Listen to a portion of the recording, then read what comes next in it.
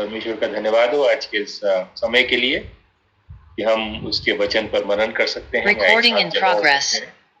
और हम देख सकते हैं कि किस तरह परमेश्वर जो है वो हमारे बीच में है, क्योंकि जैसे कि दुआ में कहा गया, जहाँ 2 या 3 मेरे नाम से जमा होंगे वहां पर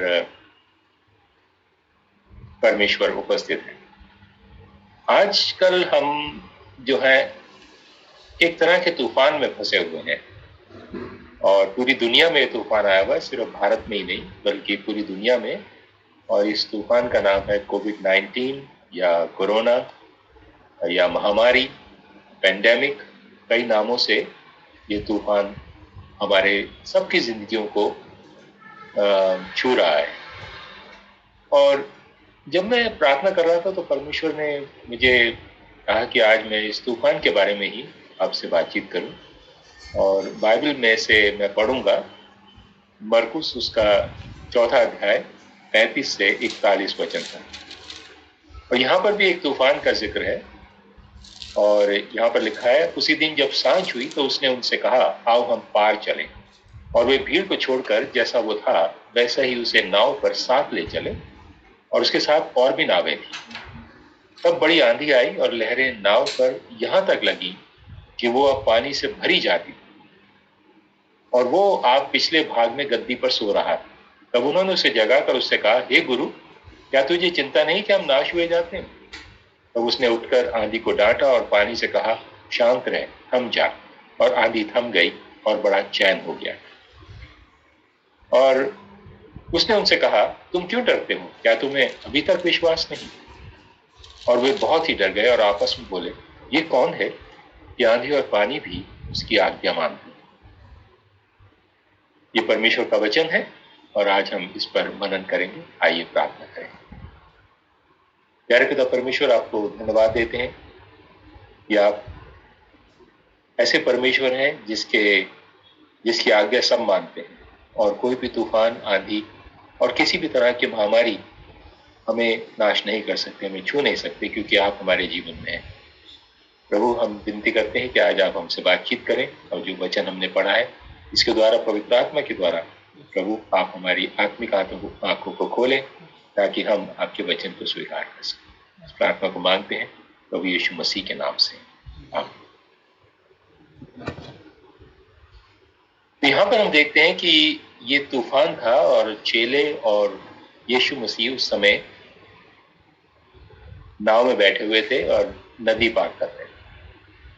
और यहाँ पर हम ये घटना देखते हैं, तो इसमें से हम कुछ बातें सीखेंगे जो आज भी हमारे लिए बिल्कुल सच है। यहाँ पर हम देखते हैं कि मरकुस जो है, 4 सुसमाचार हैं, उनमें मरकुस जो है वो हमें बताता है कि प्रभु यीशु मसीह की शक्ति जो है वो हर चीज पर है। यहाँ पर हमने देखा कि प्रकृति पर उसकी शक्ति है, क्योंकि आंधी और जो तूफान था उसकी बात मानकर वो बिल्कुल शांत हो गए। और उसके अगले ही अध्याय में, ये 4 अध्याय में था, 5वें अध्याय में हम देखते हैं कि प्रभु यीशु मसीह की शक्ति दुष्टात्माओं पर थी। उसने दुष्टात्माओं को डांटा और वो निकल गई। और फिर हम और देखते हैं प्रभु यीशु मसीह के और जो आश्चर्य कर्म है उनको देखते हैं। रोग पर उसकी शक्ति, जितने भी रोग थे उसने उनको चंगा किया। जो रोगी उसके पास लाए जाते थे वो बिल्कुल चंगे होकर जाते थे। फिर हम 5वें अध्याय में और आगे देखते हैं कि उसका मृत्यु पर अधिकार है। उसने एक जवान को, जो कि मर चुका था, और उसके शव को ले जा रहे थे, और वहां पर यीशु ने कहा उठ, और वो उठ खड़ा हुआ। सो मृत्यु पर भी उसका अधिकार है। लाजर को भी उसने जिलाया। तो हम यहाँ पर देखते हैं कि प्रभु यीशु मसीह जो है बहुत प्रभावशाली है और वो हमारा प्रभु है, और उसके अंदर ये सब चीजें हैं जो उसकी आज्ञा मानती हैं। लेकिन तूफान हमारी जिंदगी में आता क्यों है? यहाँ पर हम देखते हैं कि ये चेले जो थे वो दिन भर के बाद, अपने सारा काम करने के बाद, यीशु मसीह ने बहुत बिजी दिन बिताया उस समय। और उसके बाद जब यहाँ लिखा है जब सांझ हुई, यानी कि शाम के समय वो नदी पर गए थे। करीब 2 साल पहले हम भी उस गलील नदी पर थे। मैं इजराइल गया था और वहां पर गलील नदी पे हमने शाम को ही एक कश्ती जो किराए पर ली थी, और उस कश्ती में हम शाम को बैठे और देखा कि चारों तरफ जो है वो, आजकल तो बहुत रोशनियां हैं और बहुत लाइट्स दिखाई दे रही थी, लेकिन उस समय मुझे नहीं लगता कि इतनी ज्यादा चमक होगी। तो अंधकार था, अंधेरा छाने लगा था और अंधकार में वो चल रहे थे। और अंधकार में जब तूफान आता है तो और भी कठिन लगता है। दिन में तो फिर भी हमें कुछ दिखाई देता है, लेकिन रात में कुछ दिखाई नहीं देता। तो यहाँ पर ये तूफान क्यों आया? तूफान एक तरह की परीक्षा है। हम देखते हैं कि स्टॉर्म्स आर टेस्ट, ये हमारी परीक्षा है। तो तूफान नंबर 1 परीक्षा है। जीवन के तूफानों के बीच ही पता लगता है कि हम वास्तव में क्या मानते हैं। तूफान हमारे बारे में सच्चाई को उजागर करने का एक तरीका है। 35 पद में लिखा हुआ है कि संध्या होते ही यीशु ने अपने चेलों से कहा कि झील के उस पार चल। सो वे नाव को ले चल, और उसके साथ और भी नाव थी। भीड़ को उन्होंने पीछे छोड़ दिया। दिन भर वो भीड़ के साथ थे, और जो तूफान था वो आने वाला था। अभी जब वो नाव पर चढ़े थे उस समय तूफान नहीं था, उस समय शांत थी नदी, और इसलिए वो नाव पर चढ़कर पार चलने लगे।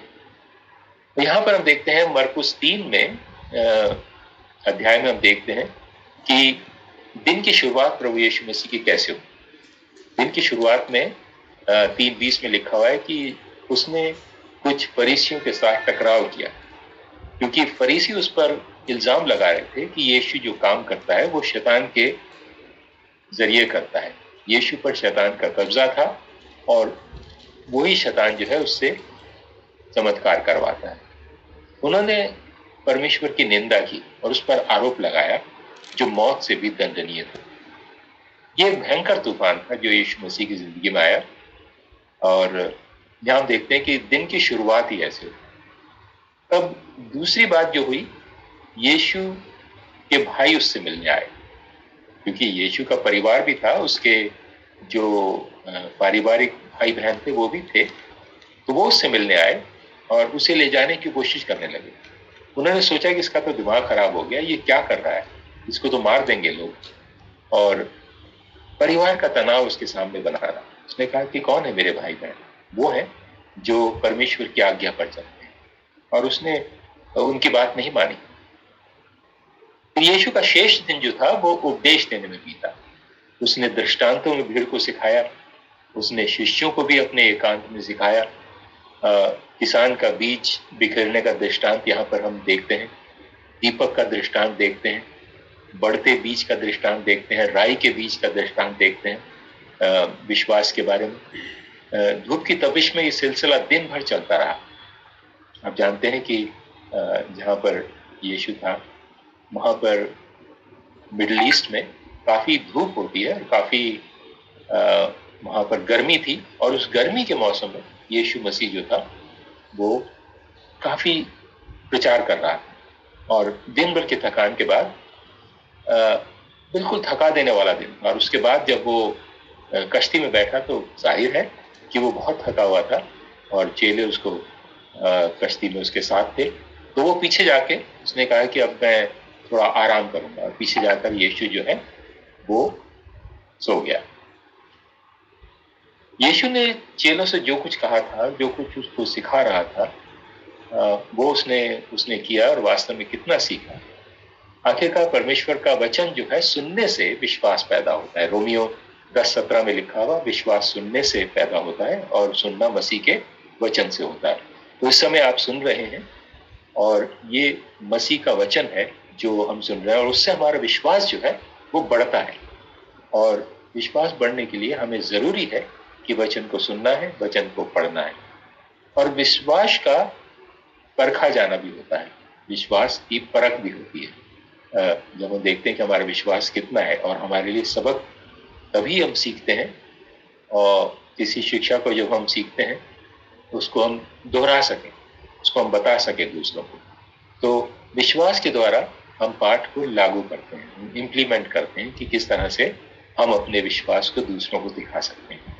और यही है गवाही। गवाही क्या होती है? गवाही ये है कि जो विश्वास के साथ परमेश्वर ने हमारे साथ किया उसको हम दूसरों तक बताएं। इससे पहले कि हम आगे बढ़े, आइए देखें कि यीशु ने 35 पद में क्या कहा। यीशु ने कहा, आओ झील के उस पार चलें।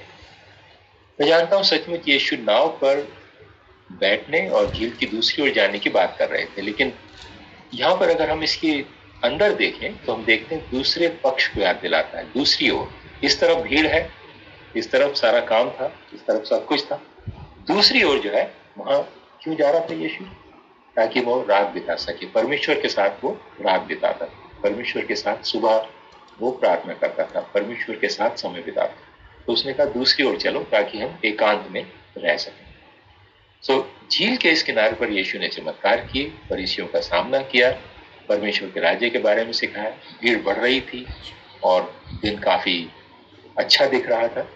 और दूसरी तरफ शिष्यों के यीशु पर विश्वास और भरोसा, उसकी बात वहां पर देखते हैं। तो यहाँ पर ये फर्क जो है देखते हैं। दूसरी तरफ उनकी परीक्षा होने वाली थी।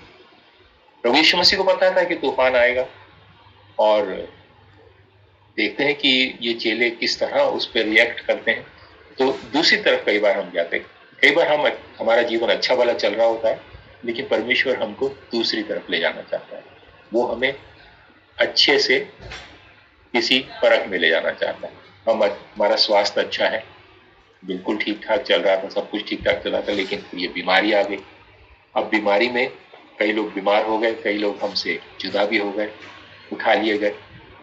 ऐसी क्या प्रतिक्रिया हमारी होगी जब हम दूसरी तरफ जाएंगे?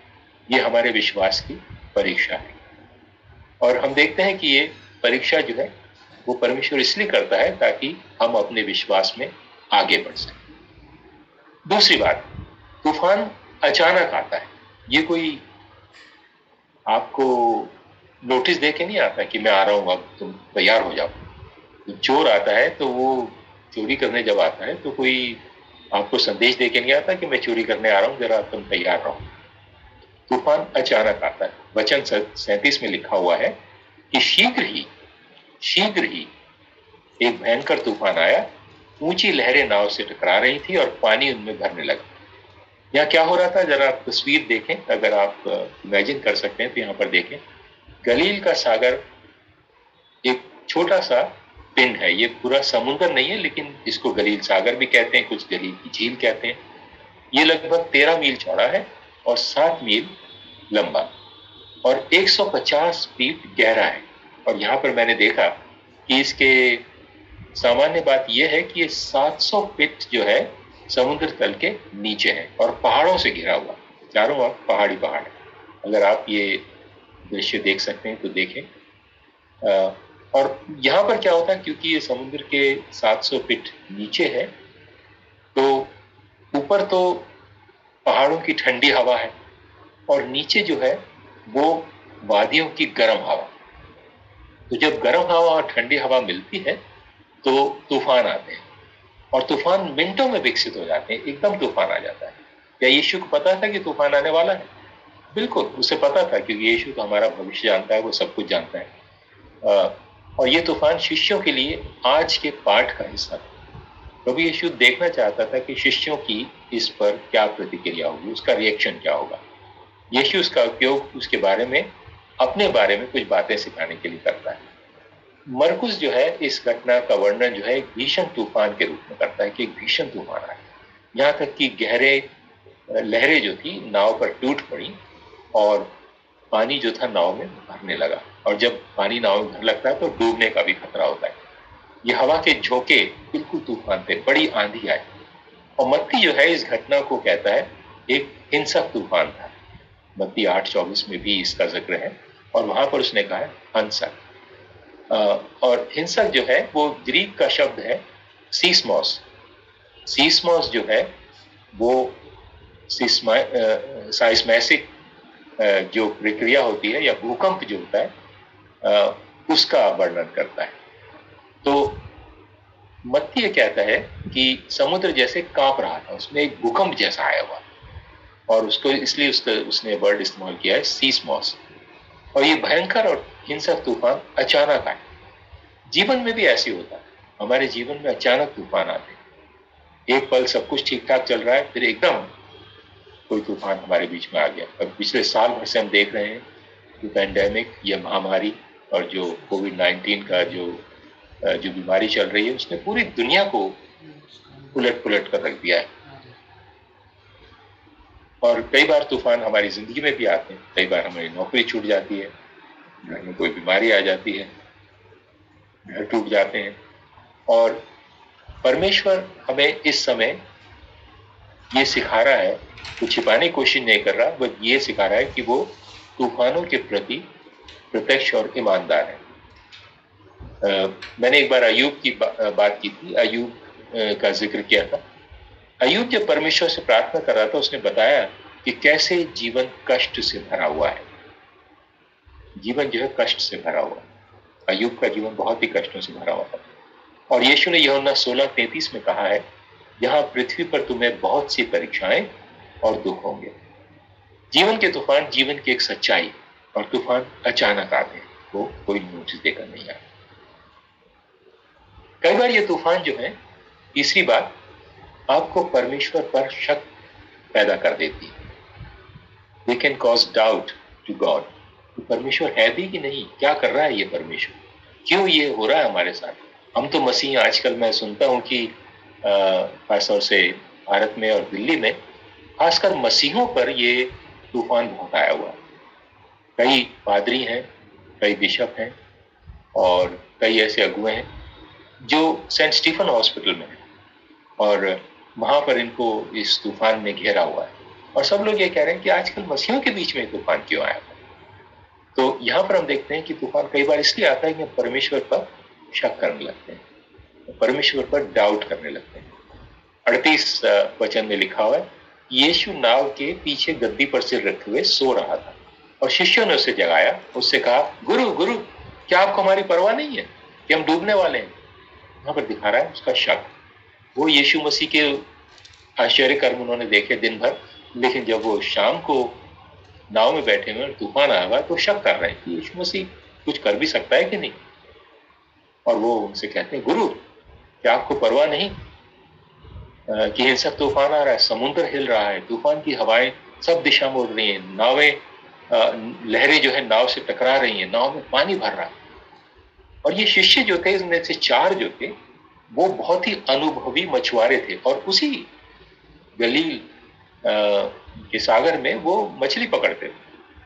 और उनको तो काफी अनुभव था कि इस तरह का कुछ हो सकता है, लेकिन वो दहशत में, लेकिन वो जानते थे कि ये जो है ये खतरनाक हो सकता है और इसमें हम मर भी सकते हैं। और यीशु नाव के पीछे अपने आराम से तकिए पर सो रहा था क्योंकि बहुत थका हुआ था। मुझे लगता है कि परमेश्वर के देह धारण का ये एक अविश्वसनीय तस्वीर है। यहाँ पर यीशु जो है, जो शरीर में है, जो मानव है, वो तो थका हुआ है, वो सो रहा है। लेकिन यहाँ पर हम दूसरे पहलू को देखते हैं और वो है अब यीशु मसीह का ईश्वरीय रूप, क्योंकि वो पूर्ण मानव और पूर्ण ईश्वर है, उसके अलावा कोई नहीं। तो यहाँ पर हम देखते हैं कि थकान जो है यीशु की मानवता को दर्शाता है। और सुबह से यीशु ने फरीसियों के साथ जो व्यवहार किया, कई दृष्टांतों से शिक्षा दी, भीड़ से निपटे, शिष्यों के साथ जो व्यवहार किया पूरे दिन सूर्य की गर्मी में, और जब सोने का मौका मिला तो उसने कहा कि हाँ, अब मैं आराम करूंगा, और यीशु वहां पर सो गया क्योंकि बहुत थका हुआ था। लेकिन यीशु की ईश्वरीय शक्ति उस समय दिखाई देती है कि वो प्रकृति का निर्माता है, उसने बनाया है ये सब कुछ। वो अपना सर्वशक्तिमान रूप यहाँ दिखाता है और शक्ति का प्रदर्शित करने वाला है। तो यहाँ आपके पास यीशु की मानवता और यीशु की ईश्वरीयता, दोनों की एक अविश्वसनीय तस्वीर है जिसे हम देख सकते हैं। यहाँ पर मांस और हड्डी का बना परमेश्वर है जो कि प्रभु यीशु मसीह में। तो यीशु ने उसे चिल्लाते हुए कहा, गुरु, क्या आपको परवाह नहीं कि हम डूबने वाले हैं। सबसे पहले डूबने वाले की चिंता बहुत ही सामान्य और बहुत ही उचित है। और ये पेशेवर मछुआरे थे जो जानते थे कि तूफान के दौरान नाव को कैसे संभालना है, लेकिन ये भयंकर, इतना भयंकर तूफान था कि वो भी नहीं इसको संभाल पाए और चिल्लाने लगे। केवल नहीं जानते थे कि इस तूफान का इस्तेमाल यीशु उन्हें अपने बारे में और उनकी अविश्वसनीय को विश्वास में बदलने के सिखाने के लिए इस्तेमाल करता है। ये तूफान उनकी आध्यात्मिक शिक्षा के लिए वास्तविक कक्षा बन गया। एक तरह से क्लास थी ये, जो जिसमें 12 चेले थे और यीशु था, और वहां पर वो उसको विश्वास की बात सिखाता है। परमेश्वर खुद के बारे में कुछ सिखाना चाहता है और बताना चाहता है कि वो कौन है। और हम शिष्य द्वारा इस प्रश्न पर एक बार फिर वापस आएंगे, लेकिन बस इतना जान लें कि जीवन में आने वाले तूफान पर आप परमेश्वर पर संदेह करने लगते हैं। परमेश्वर कहाँ है, क्यों ऐसा कर रहा है, क्यों अलाउ कर रहा है कि हमारे बीच में ऐसा हो। चौथी बात, तूफान आपको परमेश्वर के बारे में सिखा सकता है। 39 वचन में लिखा हुआ है, जब यीशु जाग उठा तो उसने हवा को डांटा और लहरों से कहा, चुप रहे और अभी हो। अचानक हवा रुक गई और बड़ी शांति हो गई। जिस तरह यीशु ने हवा को डांटा, वो इस बात का संकेत हो सकता है कि तूफान के पीछे कौन था। यीशु की फटकार वही फटकार है जिसने मरकुस 1:25 में एक दुष्टात्मा को डांटा था। उसने दुष्टात्मा से कहा, निकल जा बाहर। और ये तूफान यीशु और शिष्यों को मारने के लिए हो सकता आया हो।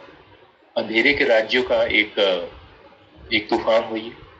बाइबल में लिखा हुआ है कि ऐसे मामले हैं जहां शैतान लोगों पर विनाश लाने के लिए मौसम का इस्तेमाल करता है। हम देखते हैं कि अय्यूब के जीवन पर मैं फिर जाऊंगा। अय्यूब 1:16 में लिखा हुआ है कि शैतान ने अय्यूब से कहा, मतलब शैतान ने परमेश्वर से आज्ञा मांगी कि वह अय्यूब को तंग कर सके। तो तूफान कौन लाया? अय्यूब, शैतान लेके आया अय्यूब के ऊपर। तो यहाँ पर 1:16 में हम देखते हैं, अय्यूब 1:16 में, कि अय्यूब की भेड़ और बकरियां जो थी वो सेवकों को मारने के लिए उन पर बिजली गिरी और बड़ा तूफान आया और सब बकरियां जो थी सब मर गई। और फिर हम 1:19 में देखते हैं कि शैतान ने उसके घर को नष्ट किया। कैसे किया? एक शक्तिशाली प्रचंड हवा चली, बहुत भारी तूफान आया कि घर गिर गया और उस घर में अय्यूब के सारे बच्चे मारे गए। कौन ला रहा था ये? शैतान ला रहा था। और यहाँ पर हम देखते हैं कि परमेश्वर प्रभु यीशु मसीह जो है शैतान के हर चाल को विफल कर देता है। और यहाँ पर समुद्र के बीच में जो तूफान आया था, हो सकता है, हम नहीं जानते, हो सकता है शैतान ने ये तूफान लाया कि वो चेलों को मारे। लेकिन यहाँ पर हम देखते हैं कि अचानक हवा थम गई। जब यीशु मसीह ने कहा थम जा, बड़ी शांति हो गई। और हम देखते हैं बड़ी शांति हो गई, एकदम शांत वातावरण। जब हम नदी पर थे गलील में 2 साल पहले, जैसे मैंने कहा कि मैं था वहां पर, तो बड़ी शांत नदी थी, बिल्कुल बिल्कुल शांत थी। और मैं जब सोच रहा था, यही सोच रहा था कि इस समय जब प्रभु यीशु मसीह ने कहा थम जा, शांत हो जा, तो समुद्र ऐसे बिल्कुल शांत हो गया। यीशु ने प्रकृति पर अपने अधिकार का प्रदर्शन यहाँ पर किया है। चेले इस बारे में अधिक जानने लगे कि ये वास्तव में है कौन। ये शक्ति का प्रदर्शन हमने पहले कभी नहीं देखा। जब आप तूफान के बीच में होते हैं, परमेश्वर ये प्रदर्शित कर सकता है कि यदि वो चाहे तो स्पष्ट रूप से वो तूफान को शांत कर सकता है। लेकिन तूफान के लिए प्रभु यीशु मसीह से प्रार्थना करनी है, परमेश्वर से प्रार्थना करनी। नंबर 5, तूफान आपको आपके बारे में भी सिखाता है कि आप कौन। पद 40 कहता है कि उसने उनसे पूछा, तुम क्यों डरते हो? क्या तुम्हारा विश्वास नहीं है? रात के समय कहीं से भी भयंकर तूफान आता है। यीशु थकावट में सो रहा है, लहरें नाव से टकरा रही हैं, नाव में समुद्र बिल्कुल बरसने लगता है। शिष्यों ने अपना नियंत्रण खो दिया, वे डरने लगे, विश्वास नहीं कर सकते कि यीशु अभी भी इस पूरे तूफान के बीच में भी आराम से सो रहा है। और वहां पर वो कहते हैं, गुरु क्या आपको परवाह नहीं कि हम डूबने वाले हैं? और यीशु जो है हवा और लहरों को डांटता है, वो उसकी आज्ञा मानते हैं और समुद्र में शीशे के समान बिल्कुल शांत हो जाता है। तुम क्यों डरते हो? क्या अब भी तुम्हारा विश्वास नहीं है? दिन भर तुमने आश्चर्य कर्म देखे, सब कुछ देखा, फिर भी तुम्हारा विश्वास नहीं? डूबने के बारे में उसकी चिंता सामान्य और बिल्कुल उचित थी। परमेश्वर के फटकार और उनके विश्वास के बारे में सवाल जो था, वो डूबने की चिंता के बारे में नहीं था, वो तो वैध था बिल्कुल। प्रभु के फटकार तूफान के प्रति उनकी प्रतिक्रिया के बारे में नहीं, बल्कि तूफान में यीशु के प्रति उनकी प्रतिक्रिया के बारे में। और वो उससे कहते हैं कि गुरु, शिक्षक। यहाँ पर वो उसको प्रभु नहीं कहते, जबकि वो जानते थे कि ये प्रभु है। लेकिन यहाँ पर हम देखते हैं गुरु। कई बार जो है शिष्य जो है प्रभु कहते हैं, अगर बाइबल में देखें, लेकिन यहाँ पर उन्होंने कहा गुरु। शिष्य और गुरु की यहाँ पर बात है। परमेश्वर क्या आपकी मदद कर सकता है? के लिए प्यार और चिंता पर सवाल उठाया। कि तुझे हमारी चिंता ही नहीं, तू हमसे प्यार ही नहीं करता, इसलिए तो तूने हमें तूफान में अकेला छोड़ दिया, क्योंकि तू वहां सो रहा है और हम यहाँ पर तूफान का सामना कर रहे हैं। और शैतान यही करना चाहता है कि वो शक लाना चाहता है कि परमेश्वर हमारे साथ है या नहीं। वो हमें कई बार अंधा कर देता है और हम देख नहीं पाते कि परमेश्वर कौन है। लेकिन तूफान जो है नंबर 6, तूफान आपके विश्वास को बढ़ाएगा। 41 वचन में लिखा है, चेले बिल्कुल भयभीत हो गए थे और ये सोचने लगे कि आदमी कौन है। एक दूसरे से पूछा कि हवा और लहरें भी उसकी आज्ञा मानती हैं, ये कौन है। और यहां पर हम देखते हैं कि यीशु एक विशेष और अद्वितीय परमेश्वर है और उसके द्वारा यहाँ पर वो काम कर रहा है। इस घटना ने उनकी सोच को एकदम बदल दिया और वो बदलाव शुरू हो गया। अतीत में भविष्यवक्ताओं ने बीमारों को ठीक करने, कोड़ियों को साफ करने और यहाँ तक कि लाल सागर को विभाजित करने वाले बहुत से चमत्कार किए, लेकिन ये पूरी तरह से बिल्कुल अलग लगता है। ये अकेले परमेश्वर के लिए संभवतः केवल वही कर सकता है। सो हम इससे क्या सीखते हैं? निष्कर्ष पर आएंगे या वास्तविकता है? आप या तो तूफान की ओर बढ़ रहे हैं, एक तूफान के बीच में है, या भी तूफान आने वाला है। हमें तूफानों से सीखना। एक गीत है बड़ा अच्छा, तूफानों से मत घबराना, आगे बढ़कर आगे चलकर बढ़ते जाना। और कई बार हम तूफानों से घबरा जाते हैं। परमेश्वर आपको अपने बारे में और आपके बारे में सिखा रहा है। परमेश्वर आपका विश्वास मजबूत करना चाहता है। आपके पास परमेश्वर का वचन है।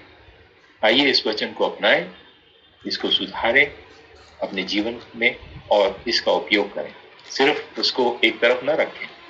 तूफानों में परमेश्वर जो है अपने वचन को इस्तेमाल करता है। तूफान से जब आप बाहर आते हैं तो आप वो व्यक्ति नहीं रहते जो आप पहले थे। शिष्य जो थे अब जान गए थे कि ये व्यक्ति प्रभु यीशु मसीह जो है वो ऐसा व्यक्ति है जिसका अधिकार तूफानों पर सब कुछ उसके अधीन है और सब उसकी बातें मानते हैं। तो यहाँ पर हम ये आज सीखते हैं। तो आइए, जब ये तूफान हमारे आसपास आ रहा है तो हम इन तूफानों से घबराए नहीं, लेकिन तूफानों में आगे बढ़ते जाए और परमेश्वर प्रभु यीशु मसीह पर और ज्यादा विश्वास है। यहाँ पर मैं समाप्त करूंगा और हो सकता है आपके विश्वास को आज के इस वचन से बहुत ही मजबूती मिली होगी और शक्ति मिली। परमेश्वर का धन्यवाद। Thank you very much.